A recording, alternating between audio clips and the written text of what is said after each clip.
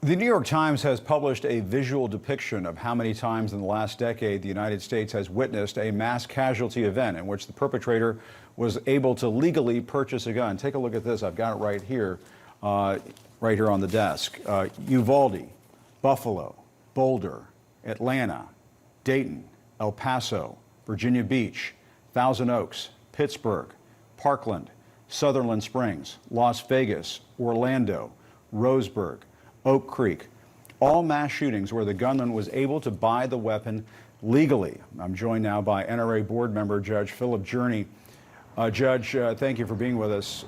For years, your group has blocked new gun safety laws and pushed for the most relaxed rules possible on firearms. Isn't some of this blood on the NRA's hands? Well, let me first say, Jim, thanks for having me on the show. I want to tell you that I really don't believe the supposition of your question is accurate. I know that while I'm not a spokesperson for anybody, I followed the issue closely, and that the NRA and other organizations, even myself as a state senator in Kansas, have worked to tighten the laws. I think that it's important to understand that it's necessary that these laws actually... I hope you understand. I'm going to have to cut you off when you start saying things that just aren't true. The NRA has not worked to tighten rules. That's just not the case. The NRA for years, for decades, has pushed for the most relaxed rules possible in this country, and that's why we have mass shooting after mass shooting after... Please, if you could answer the question that I asked you at the beginning of the interview. Isn't this blood on your hands? I'm not the one that pulled the trigger, and neither are the members of the National Rifle Association. I think Buffalo is a great example where the alarms were going off in New York, and all the officials did was hit the snooze button. He could have easily been processed through a care and treatment action. He was a danger to himself or others. He'd already threatened mass shooting prior, and nobody did anything. Well, if he's a troubled young man, if he's a troubled young man, should he be able to go out and buy an AR-15 assault rifle or style assault rifle, which is what happened in Buffalo, which is what happened in Uvalde. Your group is holding its convention in Houston, where you are right now, just a few days after the massacre in Uvalde. We saw Donald Trump dancing on stage at the end of his remarks. He was not. I was there. He was not dancing. How is any of this at all appropriate? We're showing it on stage right now. He's doing a little jig there. People are waving their NRA hats and so on. It's this celebratory atmosphere right after a mass shooting where all of these kids are gunned down. How is that appropriate? I think that what you're doing is just telling part of the story there, because at the beginning of his speech, he did do a very memorable memorial for the victims. And he did make comments that were appropriate, but that's not the part that seems to be getting out. Right, but why even have the convention? So, why not cancel the convention out of some measure of decency? Why not have some decency for these kids? They just lost their lives. Couldn't you postpone the convention, have it some other time? The timing was almost impossible to address that question the way you want us to, because the vendors were already here and already set up. The contracts were already entered into. We were able to do that in 1999. Well, and there are mass shootings all the time, too, we had a few weeks to do that. I want to get your reaction to what the survivors of Tuesday's school shooting told CNN. Let's listen. Do you ever want to go back to school? I don't want to know what, because I don't want anything to do with another shooting and me in the school. You scared it might happen again? Mm-hmm. And I know it might happen again, probably. I have the fear of guns now, because I'm scared someone might shoot me. What do you say to these children who say they're afraid somebody is going to shoot them if they go back to school?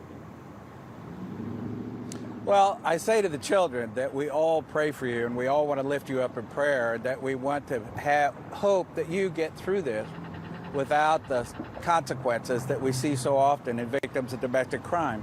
I practiced law for 25 years, and I've been a judge in criminal court for over 14 years, and now I'm doing family law. So I do think I understand what's in the best interest of children. I've been doing thousands of cases. I deal with domestic violence every day. And let me say that there are other issues can people that we bring can an make AR-15 more in your progress courtroom? on, and there are things we can. Can people if I bring an could say there AR-15 are in your things courtroom? we can work together. Can people bring an AR-15 Do I in your what? courtroom? Can somebody bring an AR-15 in Well, your we do courtroom, have- Judge? Well, of course not. That's kind of a loaded question. Why not? Of course not. Let me ask you this: NRA supporters That keep question's saying obvious. And you know, it's also important to remember that bringing a firearm on a school in Texas is a felony also. Well, people don't seem to have much But trouble if they want to unleash that kind of destruction to do just that. You know, NRA supporters like yourself, they keep saying that the answer to all of this is good guys with guns. The 19 good guys with guns failed in Uvalde. The cops were there in the school. There was a school resource officer who apparently was MIA, and none of that helped. Well, I think the issue of law enforcement at Uvalde is a separate question from what we're talking about here today. Their performance has left something to be desired. Even the head of the Texas Department of Public Safety gave an enlightening press conference just the other day. I'm sure you're aware of it too. With these That mass they waited shootings, it outside keeps the coming room for an back to hour. the AR-15 and similar models. Why do people need an AR-15 anyway? You know, it's just a semi-automatic rifle. I mean, you know, if you want to be prejudiced about the way it looks, but I was aware of what happened in the '94 semi-automatic firearms ban, and there were rifles of similar function that just didn't look as ugly. They weren't black guns like a Mini 14, Ruger Mini 14. And of course, the Ruger Mini 14 was appropriate and the AR-15 was not if it had a bayonet lug or a vertical rear grip. So they designed around I do it. want to ask you about the assault weapons ban, but you know, on the AR-15, how is it that an 18-year-old can buy an AR-15 style rifle and have 1,600 rounds of ammo with them like we saw in Uvalde?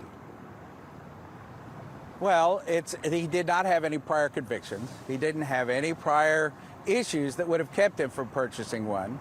It's my understanding from the news that he purchased it through a firearms dealer. He passed the background check because he didn't have any prior convictions. Right, but should an 18-year-old have an AR-15? That's how he bought it. Should an 18-year-old have an AR-15? What's he going to do with it? I don't know. Go Should an duck hunting? 18-year-old have one in the Army? Well, Should they an have 18-year-old military. be They in have the Army? military training in the Army. This 18-year-old in Uvalde did not have military training. He turned 18 and he went out and bought an AR-15. And the fact is that these kinds of issues are far more complicated than whether we remove something from the public. These issues in criminogenics You and can't trying buy a to beer if resolve you're 18. You questions can't and buy try a to pack of reduce violent cigarettes. crime are more complicated than the easy answer. Do you want to know why politicians seem to go to gun control? Because it doesn't cost them any money. Fixing the mental health system in this country costs money. I mean, I was around in the Senate, and before I lived in Topeka, when I watched them shut down the state mental hospitals and turn everyone out into the streets, hoping that the community-based mental health would work. And then they wonder why they don't show up every day to take their meds. Judge, let me ask you This this. kid was troubled. Well, we have troubled people all over the world. There's mental illness all over the world. We're the only country that has these mass shootings over and over again. Let me ask you this. You take issue with Wayne LaPierre. You've been trying to have There him have been several other removed mass from shootings all over the from the world. leadership, not to the level that we have in the United States. Come on. You take issue with how Wayne LaPierre has run the NRA. I know you want him removed from the organization. This may surprise people, but back in 1999, he testified that he was in favor of background checks to include gun shows. Let's watch. We think it's reasonable to provide mandatory instant criminal background checks for every sale at every gun show. No loopholes anywhere for anyone. He says no I'm loopholes. aware of that. He says no loopholes. How do you, I'm why aware doesn't of the that. NRA have that position now when a overwhelming majority of Americans support universal background checks? Why are you I don't standing in think the there's way of what anything the wrong with overwhelming background. majority of Americans If you would want? let me answer, if you would just not put words in my mouth and let me answer the question, that would be appreciated. But the reality is that it's the states that are the soft hole in the background check system. They don't report felony convictions. They don't report commitments, involuntary commitments, when people are found to be a danger to themselves or others. There are states that have millions of convictions sitting in a database because they're waiting on the federal government to pay for their employees to input it into the system. The system is flawed because the state's input is flawed. Isn't the was system right, flawed if we because could your organization if stands in front of just about any reasonable piece of gun control legislation that comes through the Congress? Don't you feel any responsibility in all of this? If I could explain, the reality is that we've worked in Congress to have these systems in the individual states improved.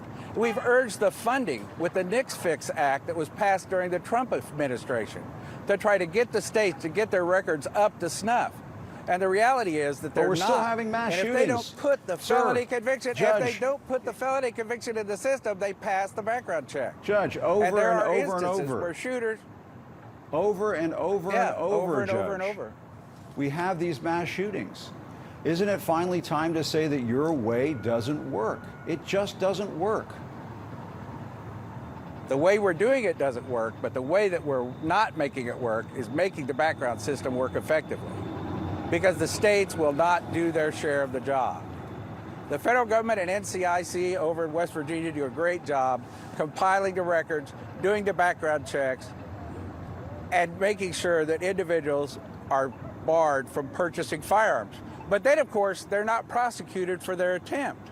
Now, maybe we should start prosecuting convicted felons who are trying to buy guns, because we get thousands of them. I know, but Judge, we hear that all the time. Denied. And you have these 18-year-old kids shooting up shopping centers and schools and everything. They're not felons, they're just kids, and they have access to an ocean of guns in this country. It's an ocean, we're swimming in guns. Well, we do have per capita a high number of firearms in this country. Yeah. But, the vast majority of them are not AR-15s that you're complaining about. There's very little difference functionally between that and any other semi-automatic firearm that's been around for over 100 years. If there's nothing different, why do they use them to shoot up shopping malls and supermarkets and schools? The AR-15 is the weapon of choice. They're used to hunt people. I can't read their minds. I guess you'll just have to ask them. I don't know why. I think people buy things for lots of different reasons. Why don't you commit right here, sir, that you will help get some semblance of gun safety sanity here in Washington? Could you make that commitment right now to do everything that you can? I would be happy to sit down and talk with just about anybody that won't insult me. The reality is that there are talks going on right now in Washington, as I understand it, in the Senate. And we'll see what they come up with. We need action because our children are dying, sir. Our children are dying, Judge. I'm sorry. That's all the time we had. But I just have to say, I think that you and your organization, honestly, I'm 51 years old. This has been going on for decades. And it just seems to me that the NRA just has to look into its soul. And I'm sorry to say it that way, sir, but you and your other board members need to look into your souls and see what can be done for these kids who keep dying over and over again, I'm sorry, that's all the time we have. Judge, thank you very much for your time. Thank you, sir. Yeah, thank you. You bet. Coming up, demanding change. I'll talk to the Uvalde man who was among the onlookers today shouting for leaders to do something on gun violence.